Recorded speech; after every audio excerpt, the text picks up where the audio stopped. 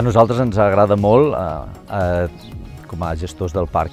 que aquest tipus de jornades es facin aquí al castell. De fet, té tot el sentit del món i especialment aquest tipus de jornades que parlen del medi natural, del canvi climàtic, del món agrari en general. Estem constatant molt els efectes del canvi climàtic ja. Pensem que estem al límit de l'àrea de distribució de la pineda de Pi Roig, per exemple, o sigui que ara al sud ja es va difuminant, i això el que ens fa és que,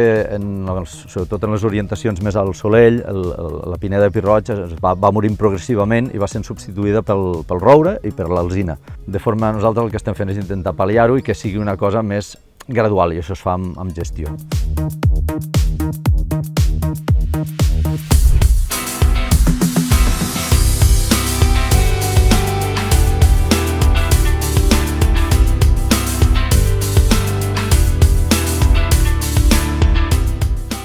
Doncs la idea era una mica a partir de la necessitat de desenvolupar polítiques d'adaptació al canvi climàtic i en general a la transformació planetària, doncs en la idea de construir, en definitiva, comunitats resilients, mirar de trobar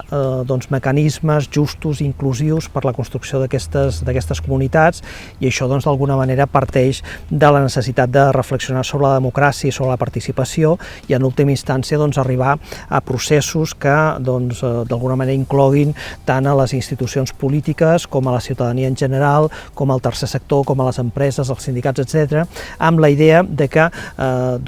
es puguin generar respostes consensuades i, per tant, més sòlides davant d'un repte que ens interpel·la com a espècie, però que també ens interpel·la com a petites comunitats.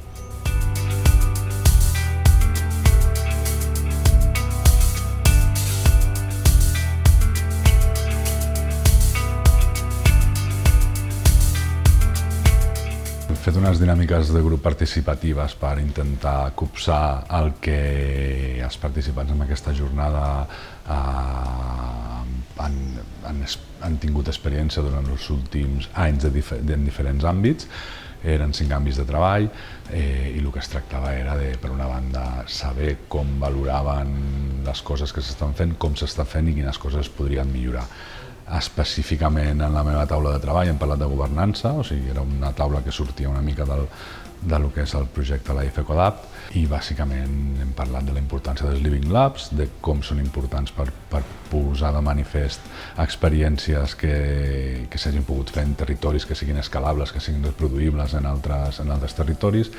de que són importants també en el sentit de teixir xarxa entre diferents actors, stakeholders, administracions, universitats, etc., però que també pot ser ara mateix una sobresaturació de Living Labs i que això arriba a un punt en què la gent o deixa de participar o no s'ho pren en sèrio.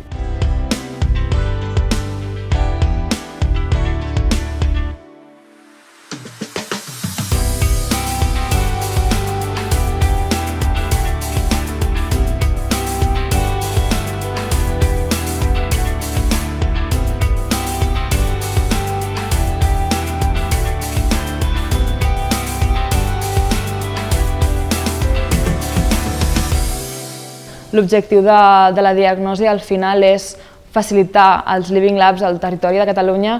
i poder identificar més fàcilment quins són els riscos que els afecten més concretament. Al final de tot això, el que han de sortir són un mapa, són unes taules, són unes eines que facin que el territori pugui saber exactament quins són els riscos amb els que tenen més alts o que haurien de prioritzar al final a l'hora de fer actuacions.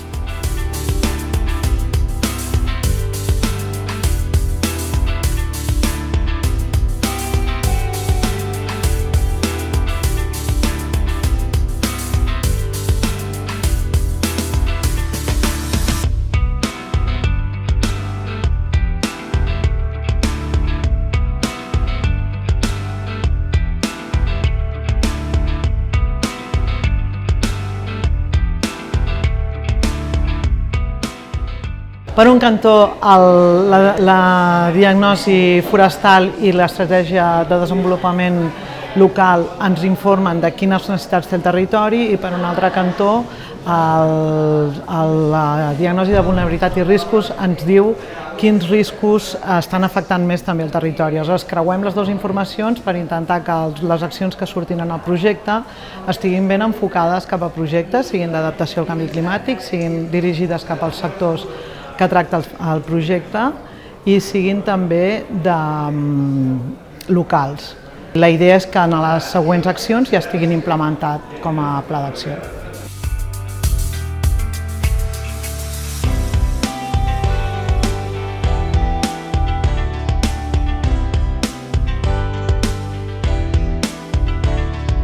Que explicarem és la recerca de lo que és d'unes varietats silvestres recuperades al territori d'Osona i Ripollès. Llavors, el que hem fet és un treball de prospecció i al mateix temps aquest treball de prospecció també hem fet un treball de recerca històrica, de documentació. Llavors, el que hem fet és fer tot el procés de, diguéssim, de lo que és prospecció, llavors proves d'ADN conjuntament amb l'Incavi i després aquestes plantes s'han passat a viver per llavors poder-les plantar al territori per veure com evolucionen. Estem parlant d'unes 150 plantes de prospecció, a la qual hi ha 50 varietats diferents de raïm i d'aquestes 50 n'hi ha unes 30 no reconegudes a nivell europeu. I ara el que estem fent és veure com evolucionen aquestes plantes en el territori.